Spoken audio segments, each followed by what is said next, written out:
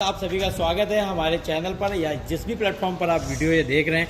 काफ़ी दिन बाद हम लोग मिल रहे हैं और काफ़ी दिन बाद मैं वीडियो लेकर आया हूँ, तो उतना ही बढ़िया वीडियो लेकर आया हूँ आपको। हम आज बात करेंगे एयर कंप्रेसर के बारे में। एयर कंप्रेसर क्या है, ये कई पर्पज़ से मल्टीपर्पज़ ये मशीन होता है।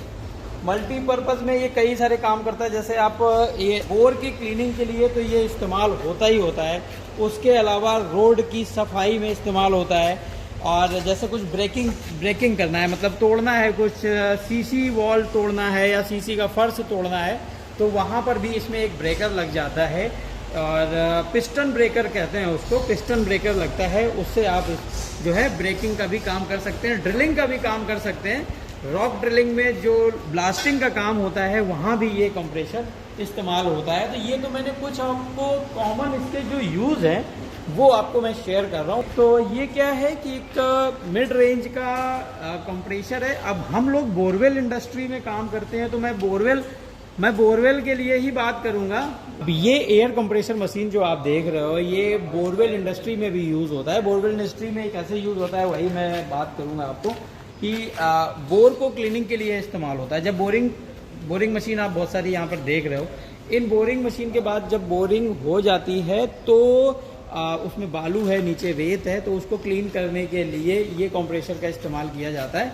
और ये प्रेशर देता है और नीचे से पानी को उठा के बाहर को फेंक देता है। तो ये जो कैपेसिटी है इसकी, इस हिसाब से ये 300-350 फीट और डायामीटर जो केसिंग करी जाती है बोरवेल बनने के बाद, तो वो 4 इंच से 5 इंच का केसिंग, 4 इंच के लिए ये बेस्ट सूटेबल कंप्रेसर है। मतलब छोटी बोरिंग के लिए ये बेस्ट सूटेबल है।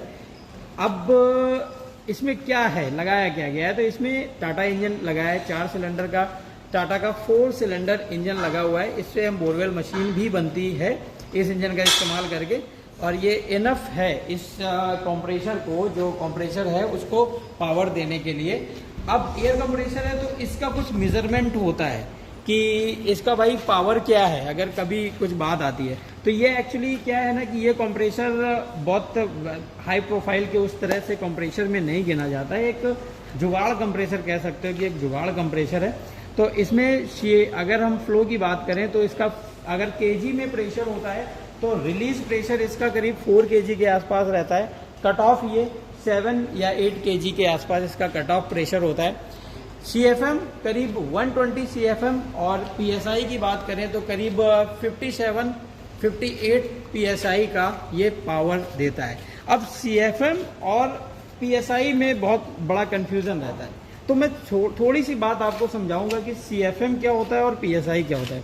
CFM होता है क्यूबिक फीट पर मिनट। इसका मतलब होता है कि ये कंप्रेसर का कैपेसिटी है कि 1 मिनट में इतने क्यूबिक फीट ये एयर को जनरेट करेगा। ये बात हो गई। ये मतलब एक हो गया ना कि 1 घंटे में कोई वाटर पंप है तो 1 घंटे में कितना पानी देगा, 1 मिनट में कितना पानी देगा। तो वो चीज़ CFM होती है कि 1 मिनट में इतने फीट, इतने घन फीट, क्यूबिक फीट का मतलब हो गया घन फीट, जो है एयर को जनरेट करेगा। अब PSI क्या हो गया, PSI होता है पाउंड फोर्स पर स्क्वायर इंच। ये जो फोर्स, जो रिलीजिंग फोर्स है वो होता है, मतलब प्रेशर हो गया। जैसे आपका पानी निकल रहा है कहीं से, तो आपका मोटर जो है, जो पानी देने वाला मोटर है, समर्सिबल पंप। अब हम बोरवेल इंडस्ट्री से हैं तो समर्सिबल पंप के बारे में ही बात करते हैं।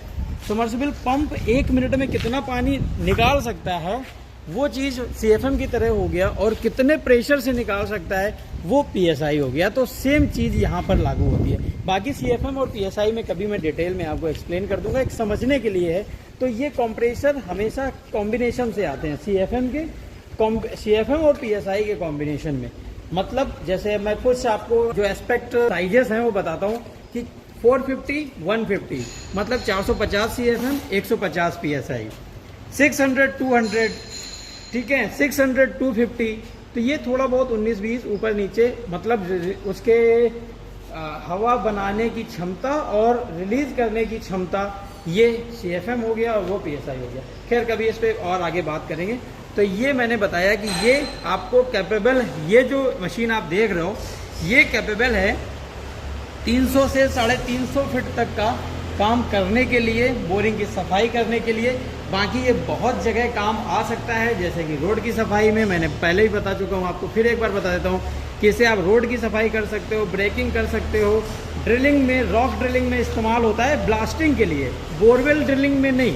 बोरवेल ड्रिलिंग में इस्तेमाल होते हैं तो वो बड़े कंप्रेशर होते हैं, हाई प्रेशर होते हैं, वो उनका साइज़ भी बहुत बड़ा होता है, 1100 CFM और 300 या 330 PSI का वो पावर देते हैं। तो जो बड़ी बड़ी ट्रक वाली मशीन्स में वो इस्तेमाल होते हैं। तो ये एयर कंप्रेसर के बारे में काफ़ी चीज़ें हैं, अगर आपका कोई सवाल है तो हमें आप कमेंट बॉक्स में लिख सकते हो। अब इसमें बहुत ज़्यादा स्पेसिफिकेशन ऐसा कुछ नहीं है, सेल्फ स्टार्ट इंजन है ये, तो 4 सिलेंडर इंजन है तो सेल्फ स्टार्ट रहेगा ही रहेगा। अब थोड़ा सा इनपुट आउटपुट के बारे में बात कर लेते हैं। इसमें हम आपको 100 मीटर का पाइप आपको साथ में मिलेगा ही मिलेगा। तो ये जहाँ पर ये आप कनेक्ट कर सकते हो, ये एक वॉल्व, आउटपुट रिलीज वॉल्व है। अभी इसको आप चला के भी वीडियो आपको एक क्लिप छोटी सी मिलेगी, आपको चला के देखने को मिल जाएगा कि कैसे चलता है तो क्या प्रेशर देता है। ठीक है, तो ये इसका कंट्रोल बॉक्स हो गया। यहाँ से आप स्टार्ट कर सकते हो, और यहाँ ये स्विच है कोई ऑफ करने के लिए, आपको उस तरफ इंजन के पास में ही चोक लगा होगा जिससे आप इसको इंजन स्टॉप कर सकते हो। सेल्फ स्टार्ट है, बैटरी लगा हुआ है, ये आप इस यहाँ से ऑफ कर सकते हो। ठीक है, इंजन स्टॉप कर सकते हो, सिंपल है, बहुत ज़्यादा कुछ ऐसा टेक्निकलिटी नहीं है। ये प्रेशर, ये एक है, इसको भी आप ओपन कर सकते हो चाहो तो। अगर वो वाला आउटपुट यूज़ कर रहे हैं तो आपको इसको बंद रखना है, और अगर इधर वाला यूज़ करना है तो इसको बंद रखना है। ठीक है, तो ये सारी बातें हो गई ऑलमोस्ट। अगर आपका कोई सवाल है तो कमेंट में ज़रूर लिखिए, हम उसका भी जवाब देंगे। मिलते हैं फिर नेक्स्ट वीडियो में।